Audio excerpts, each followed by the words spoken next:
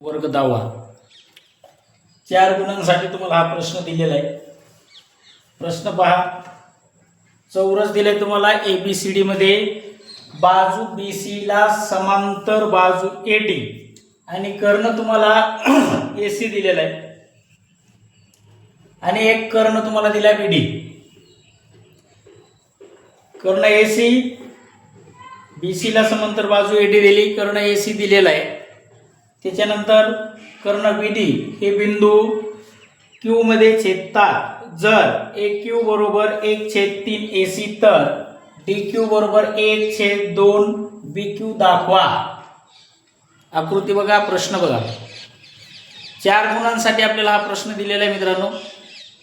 प्रश्न परीक्षेमध्ये विचारला जाऊ शकतो।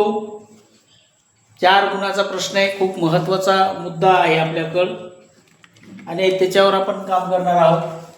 आता झालं का? ठीक, बघा काय दिले तुम्हाला। आता सिद्धता पाहिजे आपल्याला। प्रश्न लिहिणं झाला असला तुमचा तर सिद्धता घ्यायची आपल्याला। सिद्धता दिलेली तुम्हाला बाजू AD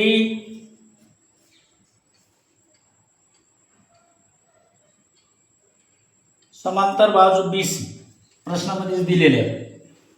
बाजू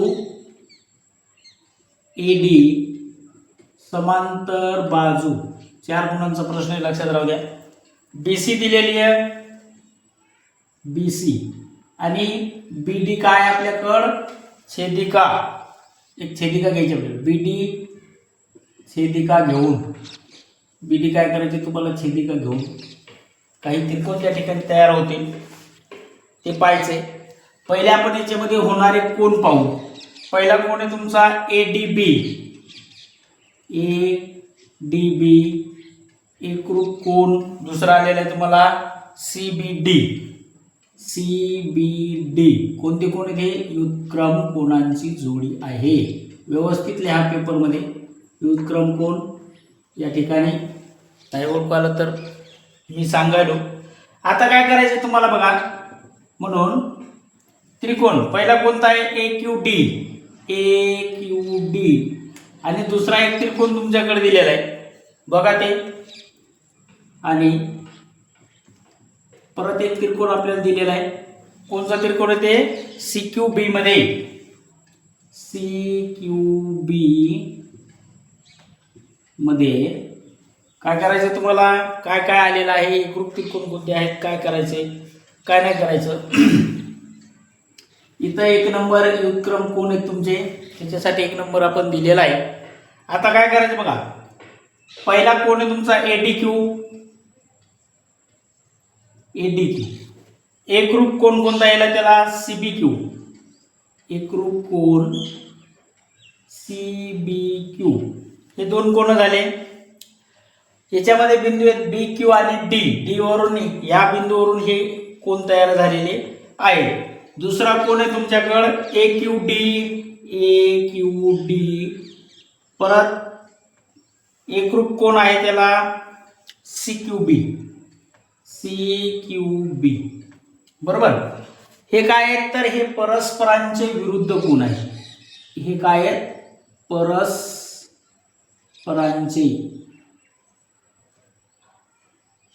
कोणते कोण आहेत तुम्हाला दिलेले? विरुद्ध कोण आहेत, परस्परांचे विरुद्ध कोण। असं कंसामध्ये तुम्ही पेपरमध्ये लिहिताना व्यवस्थित लिहा, जेणेकरून तुम्हाला त्याचा फायदा होईल।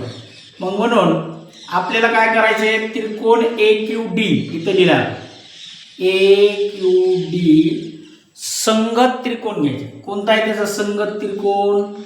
त्रिकोण CQB आले का? कशानुसार? समरूपतेची कोको कसोटी नुसार आले। कशानुसार? मी शॉर्ट मध्ये लिहितो, समरूपतेची कोको कसोटी। समरूपतेची कोणची कसोटी आपल्याकडे दिलेली आहे त्यानुसार आले। मग म्हणून काय करायचं तुम्हाला, याचा बघा AQ छेद पुढच्याचं काय आला CQ, 2 बिंदू घ्यायचे आणि DQ ला छेद काय येणार BQ। डी क्यूला छेद काय आला आपल्याकडं बी क्यू. कशावरून समरूप आपले संगत कोणा जे आहे तुम्हाला समरूप कोण आहेत समरूप त्रिकोणाच्या संगत बाजू आपल्याला या ठिकाणी ठरवायच्या आहेत. मग आपण इथं लिहू समरूप त्रिकोणाच्या संगत बाजू. समरूप त्रिकोणाच्या कोणत्या बाजू झालेल्या संगत बाजू. दिसत नसलं तर थोडं वर लिहितो मी. आता काय करायचं बघा प्रश्नामध्ये काय दिलेले आहे तुम्हाला जे प्रश्नामध्ये दिले ते आपल्याला सोडवायचे. प्रश्नामध्ये दिले तुम्हाला ए क्यू बरोबर 1/3 एसीचं अंतर काढायचं. मग आपण इथे लिहू ए क्यू बरोबर 1/3 गुणाकारामध्ये एसी दिलेले. आता काय करायचे गुणाकार करायचं. मग म्हणून काय करायचं तुम्हाला 3 गुणिले एसी 3 गुणिले ए क्यू 3 ए क्यू बरोबर राहिला इकडे एसी.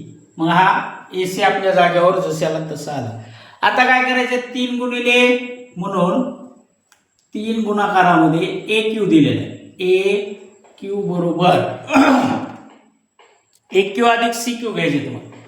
मग ए क्यू प्लस सी क्यू. थोडंसं लक्षपूर्वक बघा. आता हे काय होतं तर हे आपल्याला प्रश्नामध्ये दिलेलं होतं. हे होतं आपला पक्ष.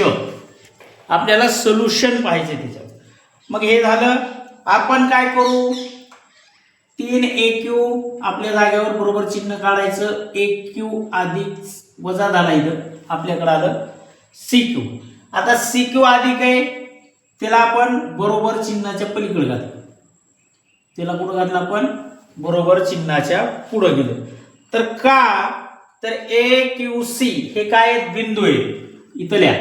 ए सी क्यू हे काय आहेत बिंदू आपल्याकडे दिलेले आहेत. आता 3 मधून ए क्यू वजा झाला तर तुमच्याकडे राहिले काय 2 म्हणजे हे वजा करायचं. मग म्हणून इथं लिहू आपण 2 ए क्यू. आता ए क्यू आला तर बरोबर काय आहे सी क्यू दिलेला आहे तुम्हाला. म्हणून आपण काय करू सी क्यू घेऊ. आता हा सी क्यू झाला. आपल्याला काय दिले बाबा ए छेद आपलं सॉरी ए क्यू छेद काय दिलेलं आहे सी क्यू.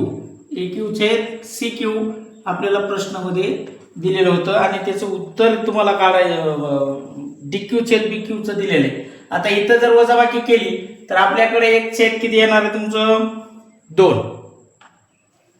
ए क्यू छेद सी क्यूचं 1/2 हे उत्तर येणार आहे. आता याला समीकरण झालं आपलं तयार. आता काय करायचं तुम्हाला 1/2 डी क्यूचं एक दिलेलं आहे. डी क्यू बरोबर काय दिलं 1/2 बी क्यू दाखवा असा प्रश्नामध्ये तुम्हाला विचारलेला आहे आणि आपल्याला तो दाखवणं गरजेचं आहे. मग म्हणून आपण काय करू ए क्यू छेद सी क्यूचं किती आलं 1/2. मग म्हणून 1/2 पुढे घ्या. बरोबर काय आलं तुमच्याकडे डी क्यू छेद बी क्यू. डी क्यू छेद बी क्यू. आता हे काय आहे एक समीकरण तयार झालं आपल्याकडे. मग आपल्याला दाखवायचं होतं प्रश्नामध्ये दिले तुम्हाला डी क्यू बरोबर 1/2. डी क्यू बरोबर काय दाखवायचं होतं 1/2 बी क्यू. अशा प्रकारे प्रश्न होता. आकृती बघितली की उत्तर लक्षात येते. खूप सोपा प्रश्न आहे. पहा 4 मार्काला बोर्डामध्ये हा प्रश्न विचारला जाऊ शकतो. त्याच्यामुळं फार म्हणजे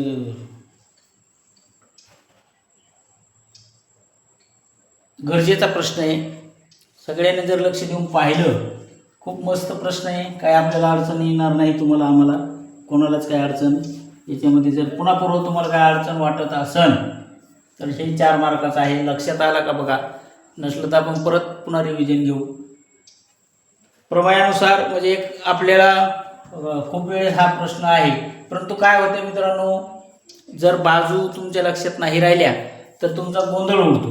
त्यापेक्षा असं व्यवस्थित मांडा आहे. बिंदू आहे ते पक्ष साध्य सिद्धता जसं आपण एक पायथागोरसचा प्रमेय लिहितो त्याच प्रकारे याची मांडणी याची रचना त्या पद्धतीमध्येच तुम्हाला करायची. फार काही अवघड नाही आहे. बघा पुन्हा काही कन्सेप्ट कोणाचे क्लिअर करायचे असतील तर झालं का. आता आपल्याला काही आकृत्यावर पुन्हा प्रश्न विचारलेले असतात, डायग्राम तुम्हाला प्रश्नामध्ये दिलेली असते, त्या त्या लेवलला तुम्हाला त्याचं उत्तर काढायचं असते. अशा प्रकारे प्रश्न सोपा आहे, काय अवघड नाही आहे. त्या त्या पद्धतीमध्ये आपण करून घेऊ. समस्या कोणाला आहे का असेल तर पटकन विचारा, कारण 4 मार्काचा जर प्रश्न तुमचा गेला तर मग काहीच फायदा नाही. खूप व्यवस्थित आहे, समजून घ्या. नसलं समजलं तर विचारा. झालं का रे? हो. भूमिती मध्याचे प्रमेयामध्ये डायग्राम दुसरी असते. युद्धक्रम कोण, आपण कोणाच्या कसोट्या शिकलो त्याच्यानुसारच आहे. खूप सोपे प्रश्न आहेत. आपण खूप 4 गुणाचे प्रश्न बघणार आहोत. झालं का? मी पुढचा एक प्रश्न तुम्हाला देणार आहे, सोडून दाखवा. बघा, काय अडचण नाही का? नाही का? ठीक, चालते.